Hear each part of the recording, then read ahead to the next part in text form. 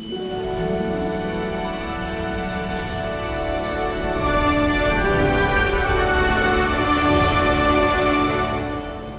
Nation Station, Manx Radio.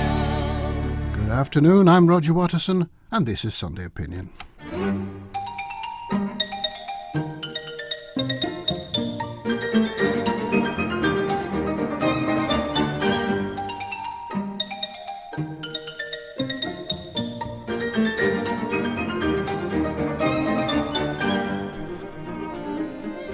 2017 is the year that Manx Radio celebrates its 50th year as the public service broadcaster for the Isle of Man. And there will be numerous programmes on the station throughout this year looking back with the help of the archives and at programmes over the past half century and exploring just what public service broadcasting is to the Isle of Man and how it differs from other types of radio entertainment. And today's Sunday Opinion is one of them. The station started its life and its low-power transmissions in 1964 as a privately owned company with just 5 staff from a caravan in Onken. Its programming was almost entirely music from special library gramophone records, and it wasn't allowed to use commercial discs, with a few news reports creeping in, provided by one of the local newspapers. The weather, a commentary of the TT taken from the round-the-course public tannoy provided by Colburn's, and regularly a summaries of darts matches. Its jingle said it was a happy listening station. When the operator handed in his licence, the then Isle of Man government took over the ownership and the operation of the station, and it was from that point that the news, weather and sports services gradually developed, and Manx Radio became the island's public service broadcaster 50 years ago this year. In 1977, a new range of programmes were developed under the guidance of Mark White, the former head of BBC Radios 1 and 2. Sunday Opinion was the first current affairs discussion programme, with John Clucas presenting and Charles Webster producing. These days, the news, sport and current affairs coverage of Manx Radio is comprehensive and extremely wide-ranging, and it is still developing. And although it's carried out the task of being the nation's public service broadcaster, it's not been confirmed in any form of legislation. But it looks as if this is on the cards for this year. Now, we talk about public service broadcasting, and those of us who are involved in it think we know what it means, but many of the public are not always sure. Now, at the start of our 50th year, providing the service to the Isle of Man, this seems a good time to take a look at what it all means and the value of it all in national, political, social and economic terms, and to compare us with other similar countries. To help us with this, we welcome today our guest who joins us from BBC Radio Norfolk. Mervyn Warner is a director of the Public Alliance Network, which works with most of the large and small public service stations throughout the world, including Manx Radio. And later in the programme we shall hear excerpts from the archives when we were talking to a colleague of his, Sally Ann Wilson, and also to John Myers, who wrote the final elements of the final report for the Isle of Man government. But first of all, Mervyn, welcome to Manx Radio. Oh, thanks, Roger.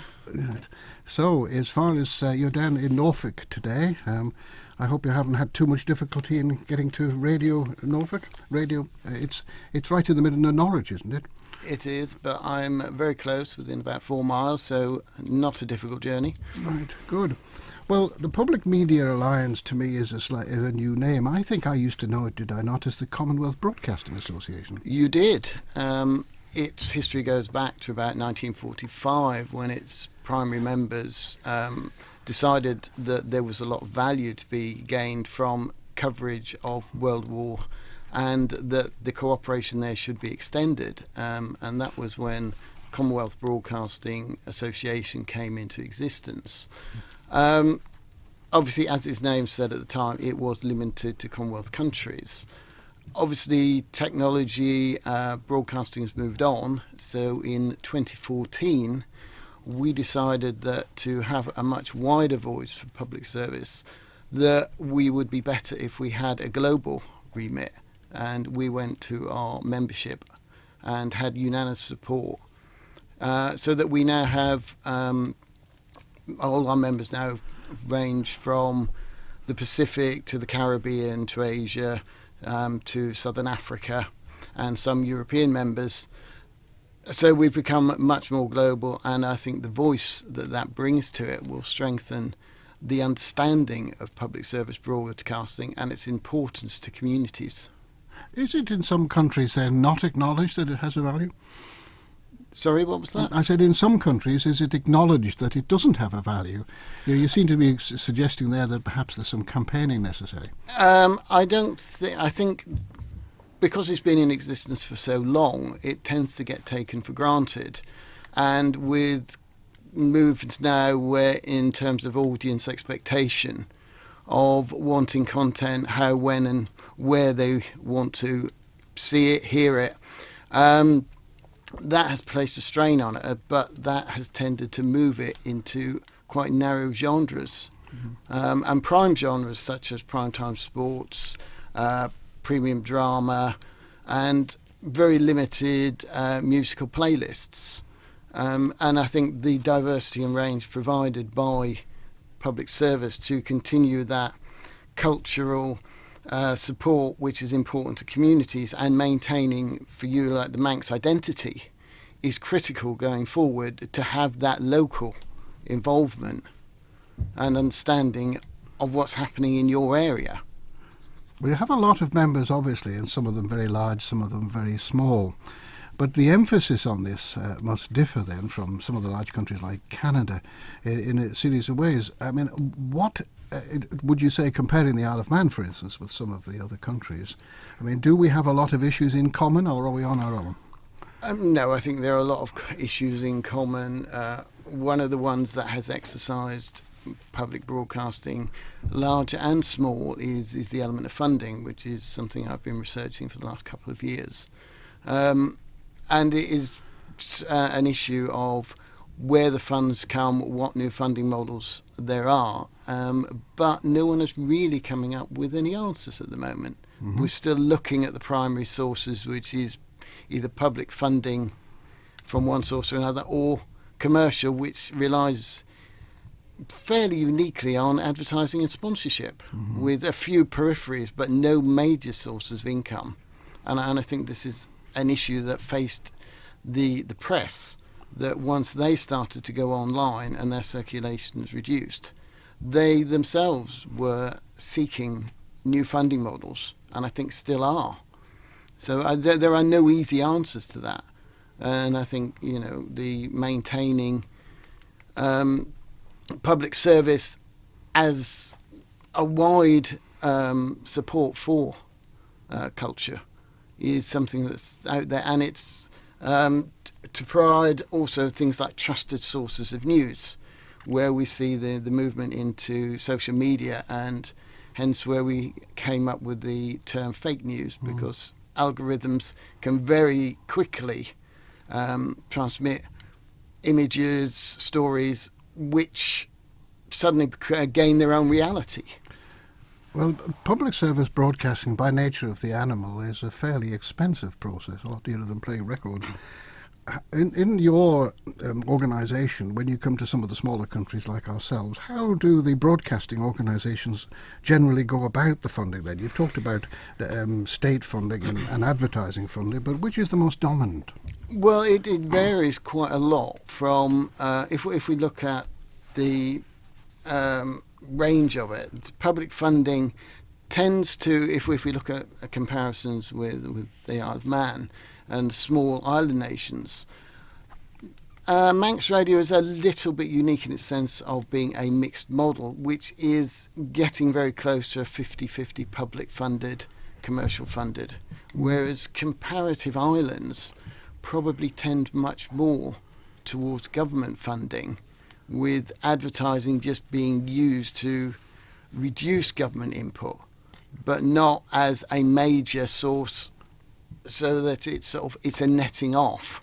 Whereas with Manx Radio, you have the fixed government funding. Yes, and advertising, which, if looking at the current figures, I think it's on your charts as well, it is about 60% of its income. Yes, it's the commercial, public funding versus advertising isn't dissimilar, and then there's a little bit of peripheral income from engineering and one, two other things. Yes. Yeah. So it's pretty much a balanced model. Whereas if we look at, say, the Caribbean, we have the big islands, which are often predominantly fully commercial.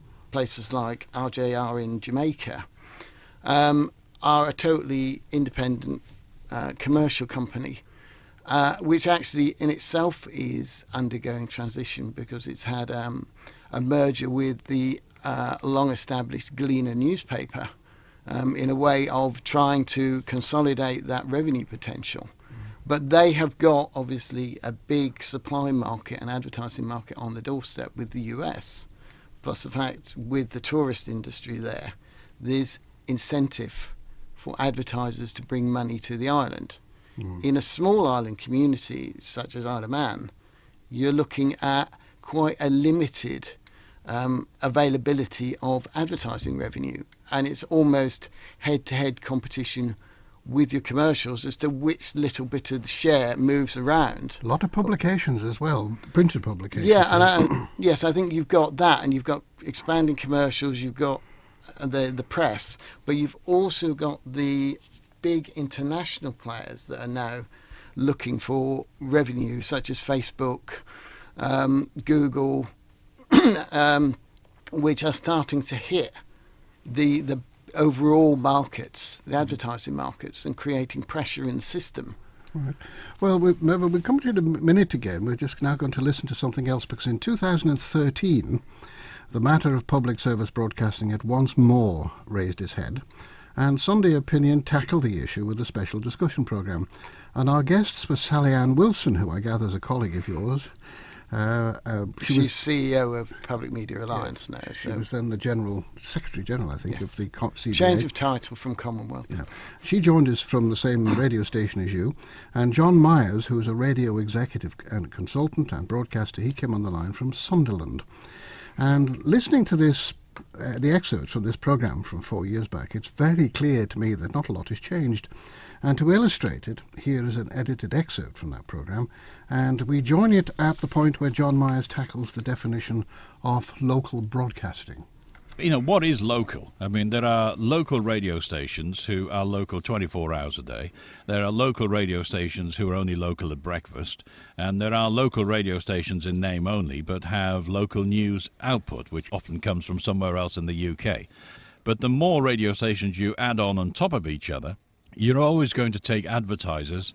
There's no more money, so the cake just gets smaller for everybody, and you end up where no one's making any money, so they can't then broadcast any local content because they haven't got any money to make that local content, which is why then public service broadcasting becomes that much more important, because if you want real good quality local programs, then they cost, and you can't run a radio station that is determined and focused to provide local information and local content on the cheap. It's so much more speech oriented, and I absolutely believe this.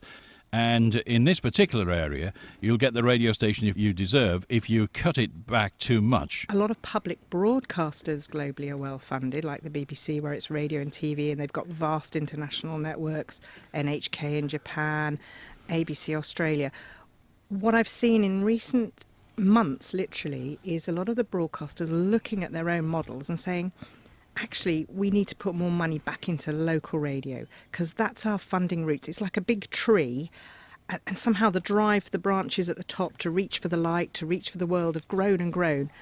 And in many broadcasters, they've forgotten those deep local roots. If you are really committed to delivering programming of a certain standard, and you want that to be local, then you need a certain budget. A listener in the Isle of Man might not listen to this radio station every day, but when a big news story happens, they would expect this radio station to be covering it. So they would switch to this radio station, and they would expect you to be covering that story in detail. And so it's not about saying, oh, you must listen every day. What it is, we are here for you.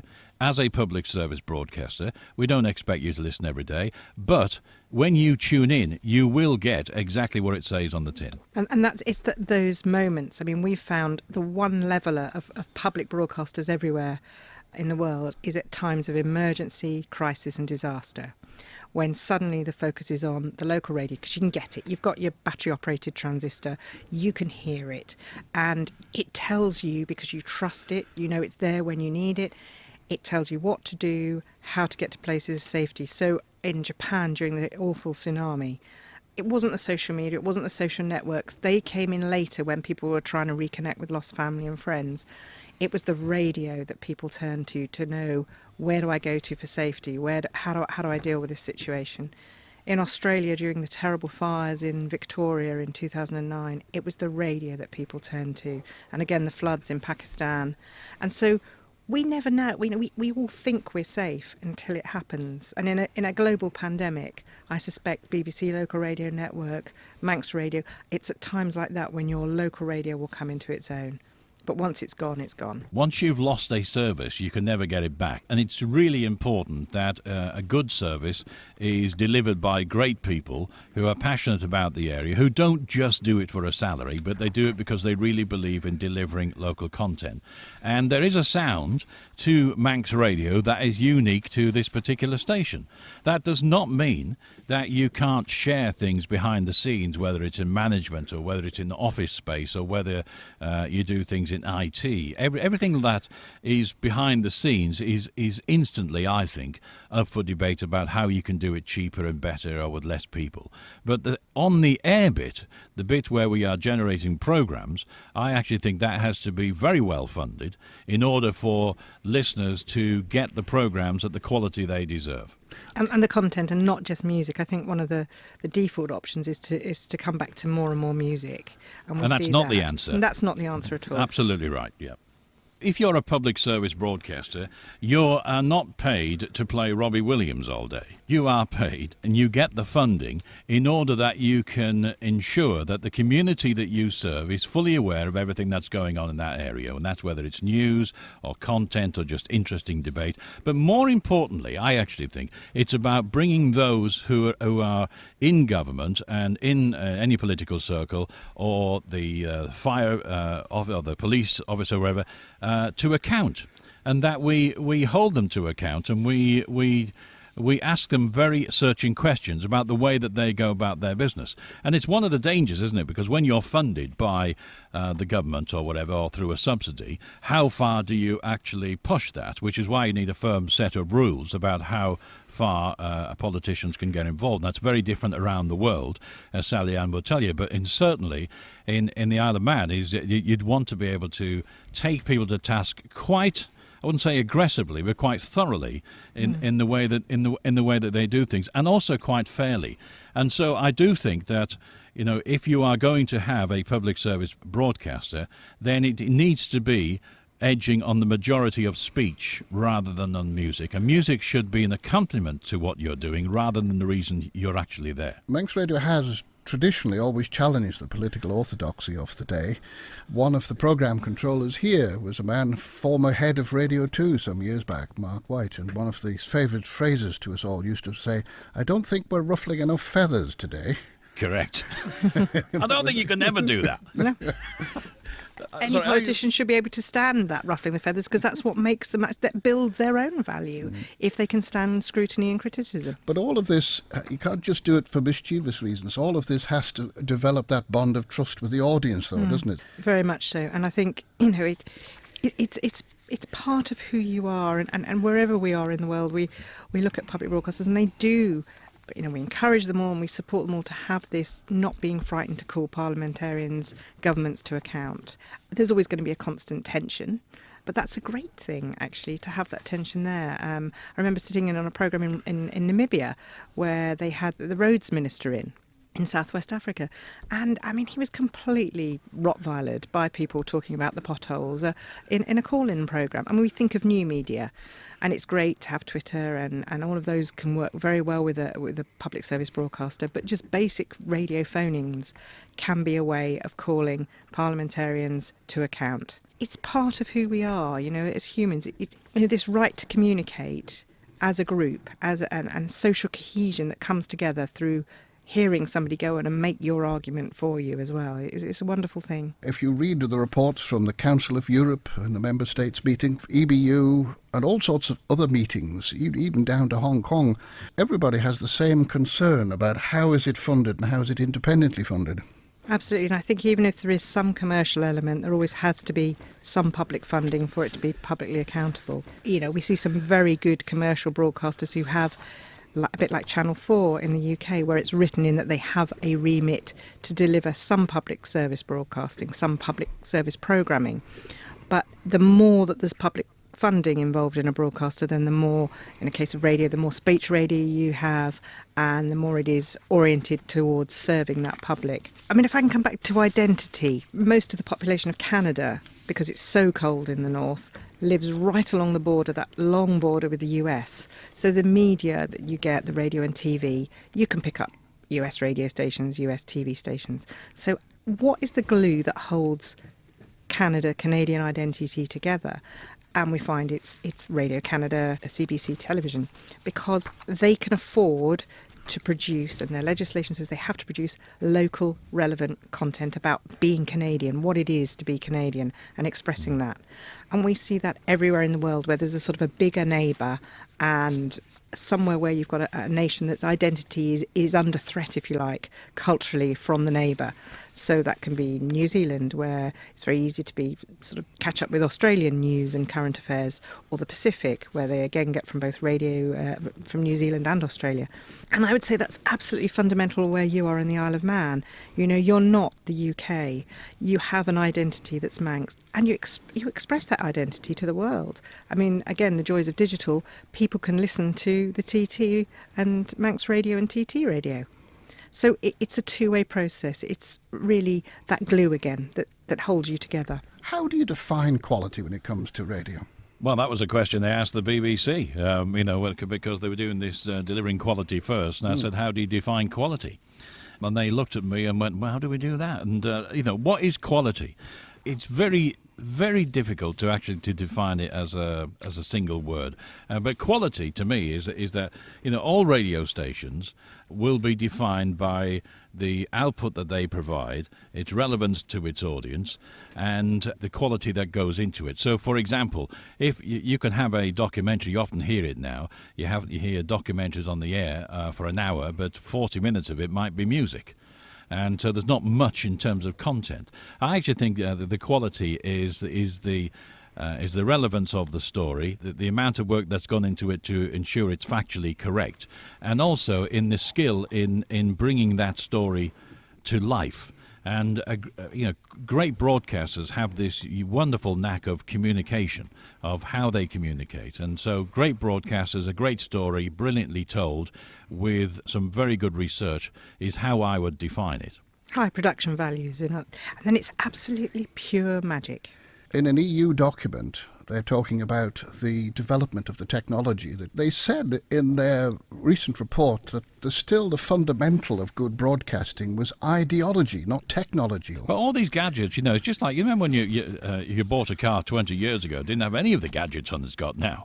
It still gets you from A to B. But you get into a car now, and the gadgets that you have in front of you, they're all there in the car. They weren't there, 20 years ago. But it's all about delivering you from A to B. And I think in radio is that, when you hear someone tell a story and tell it in such a way that really captures your imagination, you can't get that on any other medium. And it's the added value, I shouldn't be saying this to John really, is that when I leave here I'm going off to Carrow Road to see Norwich City, the football club here, hopefully beating Sunderland. And although I'm lucky, I've got a fantastic seat right behind Martin O'Neill, the Sunderland manager, but I still will have Radio Norfolk on in my ear in my Walkman. Because to have that added value of listening to the radio and listening to the atmosphere on the radio, even as I'm watching well. the commentary, yeah, it's very good. I do the same. Yeah. There is a problem, of course, with all this new technology, in that it's very difficult, isn't it, or more difficult anyway, to work out who's listening to what and why. Well, audience figures, how do you work out audience figures? Look, there is an industry standard how audience figures are worked out, but it's generally, it is 25% of the population tunes into this radio station on average every year. But the real feedback from audience, whether when they get in touch with you, how they respond to the things that you're doing on the air, is the real value of public service broadcasting. And so, you could say you have those many people listening, yeah, but that's just vanity. Okay. What really matters is what happens when that program is broadcast, and the wonderful comments that you will get through either social media, calls to the station, letters, and things like that, that would tell you about what that program did for those people who are listening. What is public service broadcasting? Public service broadcasting is a service that broadcasts information and programs that are relevant to the audience that you're broadcasting to, of which might not appeal to all, but are still relevant. Sally Ann? It's, to me, if you stop and think, what sort of society, community do you want to live in? Well, in your head, it's probably the glue that holds that perfect society together. It's the accountability to your governors, it's how you reach out by visiting schools and having information back from those schools. It's the social cohesion, and it gives you a space in your head. That was Sally Ann Wilson and John Myers in an edited version of a programme first broadcast the last time public service broadcasting was in the spotlight. Around the time we broadcast that programme, another Tynwald Select Committee had been established to look yet again into the issue of PSB in the Isle of Man. And the members were the Speaker of the House of Keys, Steve Roden, and MHK Zach Hall and Richard Ronan. He was appointed chairman. The committee reported at the start of 2014, and on the 18th of March that year, the report and its recommendations were debated in Tynwald. Now, this was the last in a long series of reports dating back many years and investigating the performance and finances of Manx Radio. The various recommendations of all these reports, whilst generally accepted by Tynwald, the Tynwald of the time, they were in the main ignored, and this fact was recognised by Richard Ronan, who was very keen that his committee's report should not have the same fate. At the close of his presentation, he said this. And so in closing, Madam President, I would remind this Honourable Court that it has had 12 major reports about Manx Radio over the past 50 years, nearly one every 4 years. The last external report was the Darwin Report of 2002. It cost £400,000, and more than 10 years on, it has not been fully implemented, and we should hang our heads in shame at that. We talk about the principle of independence, but Manx Radio has never had independence from Tynwald. We seem to have got to a point where when anyone sneezes at Manx Radio, there is a report to Tynwald. We cannot stop ourselves getting involved. We have tried various companies and trust structures over the years, but have always shied away from putting Manx Radio on a permanent statutory footing. I believe it is time we did this. We need to accept that Manx Radio is an essential public service. We have had Manx Radio for over 50 years. We are going to need it for the next 50 years, and we are going to have to pay for it. So we should put the structures in place which will allow this to happen. Without so many reports to Tynwald, we should be able to put Manx Radio in a drawer and leave it alone. We need to let Manx Radio get on with the job. At the end of a lengthy debate, Tynwald supported the 12 recommendations in the report, some with amendments. The two most important were that the Council of Ministers should bring forward primary legislation to give Manx Radio a permanent existence and status as the independent public service broadcaster of the Isle of Man, and Tynwald should continue to fund Manx Radio, at least to the level of $850,000. This was agreed, but with some amendments by the Treasury. After 4 years, the primary legislation is in the pipeline and the financial provisions have not been fully implemented yet. Richard Ronan's wish that his report would put an end to the incessant select committees and that it would put Manx Radio on a firm footing and let it get on with its business looks as if it might not come to pass.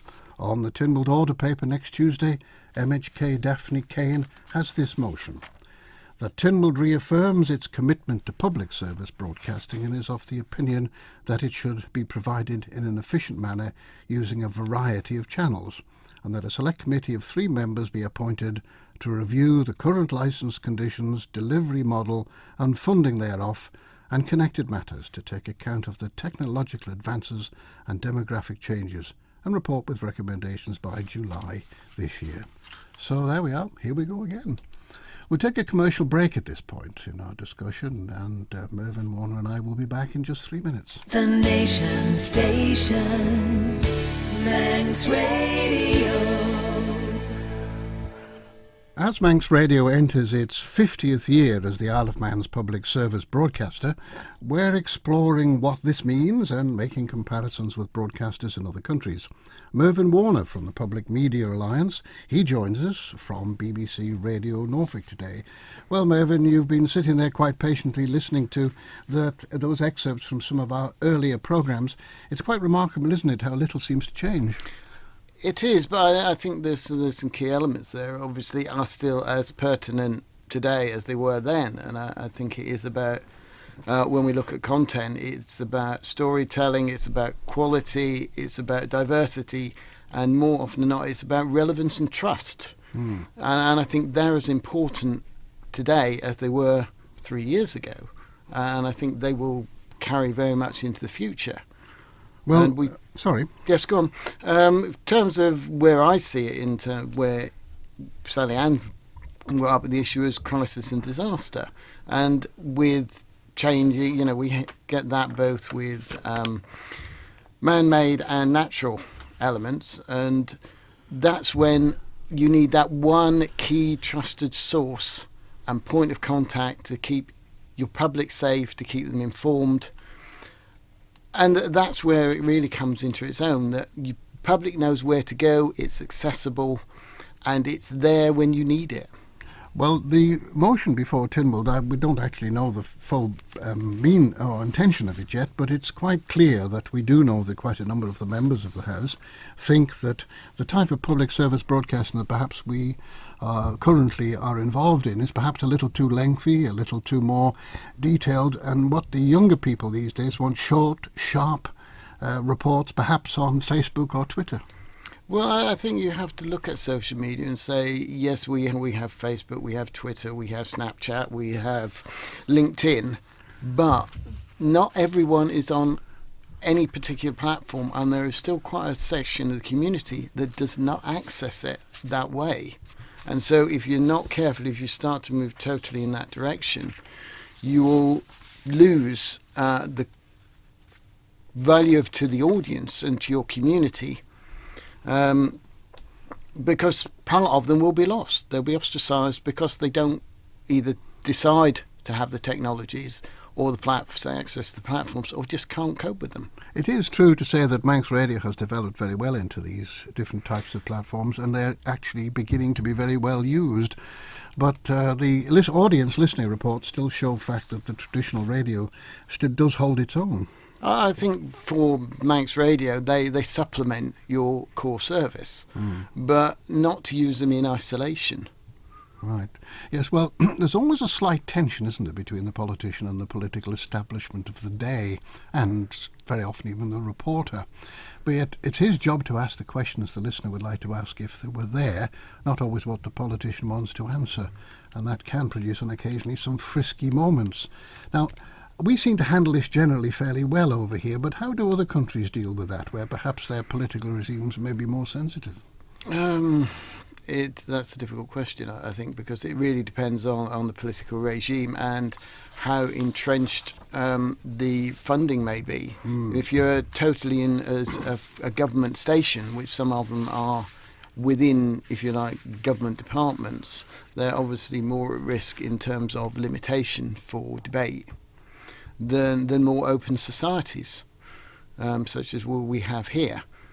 And it's, we've seen a lot of clampdowns around the world, particularly in places like Turkey and Turkmenistan, Afghanistan, in terms of the limitations of the media. We've seen restrictions on journalists, attacks on journalists, trying to restrict that flow of information and that free access and questioning of the parliamentary society. But the station's management, indeed this one, has to go to the very same politicians as it might have been putting on the spot for its money. Yes, but I think you have to look at it and say that the public service broadcaster, while it's funded by government, it is not a government department, and it has to have that independence from government under statute. And to do that, you do put into place the regulator to ensure that you are meeting your licence obligations and delivering your public service remit. It's, it is not about government saying this is our budget for this year, we can only start chopping all of them, and then require Manx Radio to throw in their 5% as well. It needs, public service broadcasting needs certainty, it needs adequate and sustainable funding, and as we heard in that previous report, programmes and quality cost money. You can only cut the margins so far, and then you have to say, what can you're not going to deliver, and that I think will be a loss to the community. It will be, and it will limit the amount that government can be held to account, and perhaps that's the intention. I'm looking at a report which was produced by the Secretary of State for Education and Culture and Science at the European Union. And it says, a lot of very interesting points in it, but it says as one particular one, the most popular broadcasters across the member EU states are public service broadcasters. They continue to contribute to the cultural and democratic life of the citizens of the European Union and remain an important institution in our societies. In this respect, they have a special and unique role to serve our communities. That's a key word, that, isn't it? Serve our communities. I think that's where public service comes into its own.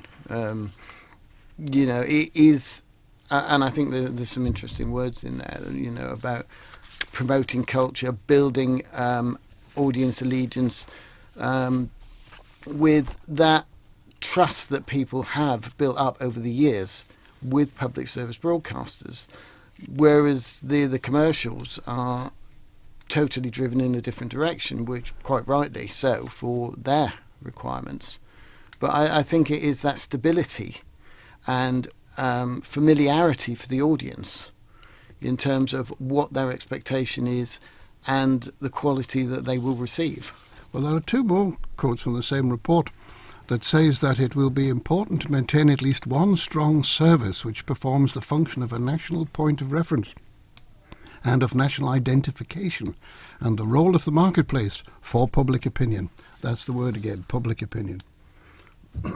Yes, I think that is the key. It is public opinion and the ability of the public to express their opinions, rather than just being a recipient of information from government from the elements they would like to disperse to you. Well, there's the other point which I rather like. It says once it's understood in the end that all forms of broadcasting are paid for by the consumer or the citizen. So why should the citizen be opposed to financing the type of broadcasting which is particularly conceived and made for him, rather than to serve the state or those in power or private economic interests such as the shareholders? So it's differentiating there between the point you made before about commercial interests.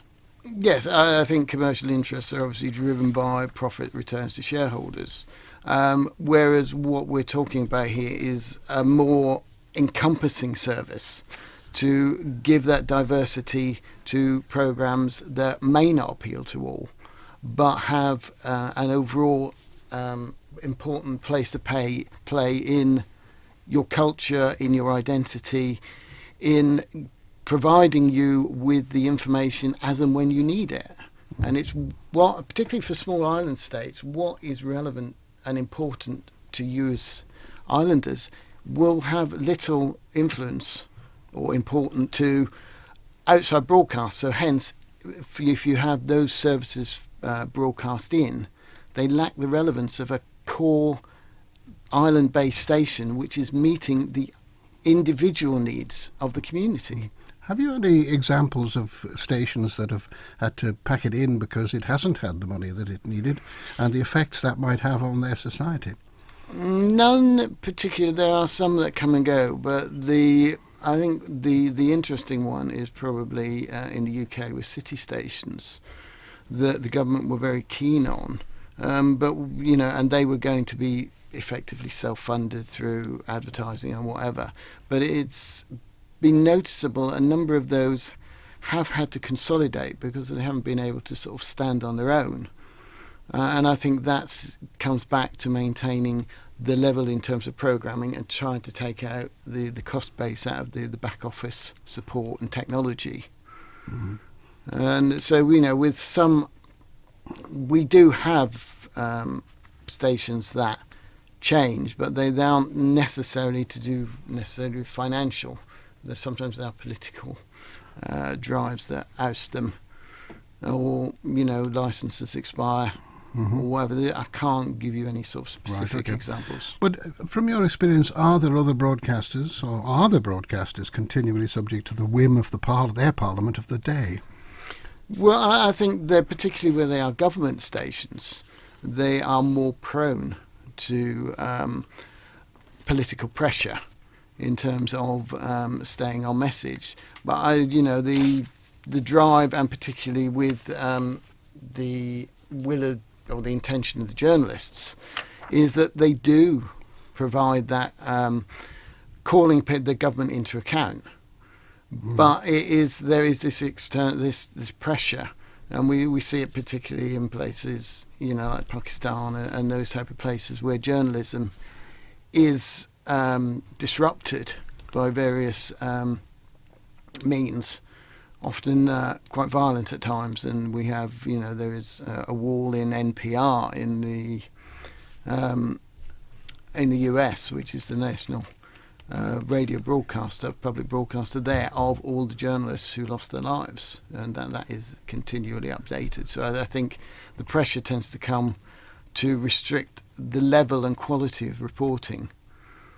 Well, we actually, I think, live fairly comfortably here. We don't really have many problems. We don't have any huge pressures on no interference with our editorial discretion. I've been broadcasting here for many a year, and although I've had people wonder about the wisdom of something, that nobody's ever actually leant on me and tried to force me to change what we were doing. So I think there's a fairly sophisticated approach to the media here, but there's still this fear of spending money on it, I think. Yes, I think you're right. There is, once you start putting it into putting a value on it. But if you look at Manx Radio and the subvention, which you referred to in the report, was set at 850,000, that's now had a slight increase. But we're still talking, when you look at the Manx population of over 15s, something like about £12 per head, which is about £3 per day per person to provide that quality service. Now, that's not a substantial sum of money in real terms, although to most people £850,000 sounds a lot of money. It's not in terms of providing a 24-hour, 365-day a year service. 21p a week roughly, and I've got a newspaper in front of me which the ticket price is 90p. So it's a local paper. So it's fair comparisons there, I suppose. Right, well, Mervyn, to sum it up then, you've seen many a station. We've just got about a minute to go. So you've seen many a station around the world. How do we compare with them? What do you think of Manx Radio? Well, I think quality-wise, Manx Radio fits well. It serves its remit. It seems to be providing quality service for the people. And looking at your schedule, I think it gives your community the opportunity to participate in and call your politicians to account, get the diverse range of services and quality that a public service broadcaster should be delivering. Well, Mervyn, we are at the end of our programme, and thank you for taking the time to join us. You're welcome. I've been talking to Mervyn Warner from the Public Alliance Network in Norwich. He joined us from BBC Radio Norfolk, and thanks to them for the use of their studios. We also heard excerpts from our archives of programmes with the Chief Executive of the Alliance, Sally Ann Wilson, and she was Director General of the Commonwealth Broadcasting Association at the time of the programme, and she was accompanied on the line from Sunderland by John Myers. Former MHK Richard Ronan featured in the excerpt from Tynwald, and today's programme was produced by Catherine Nichol, and I'm Roger Watterson. Now, let me remind you that if you would like to add your voice to the debate about Manx Radio or any other topic, then your opportunity will be along at 1:15 when the Man in Line, Manx Radio's phone-in programme, opens for business. Now, call us on 66 13 68. If you're off Ireland, the code number is 01624. And you may also text us at 166177. The code there is 07624. And you can email us at manxradio.com.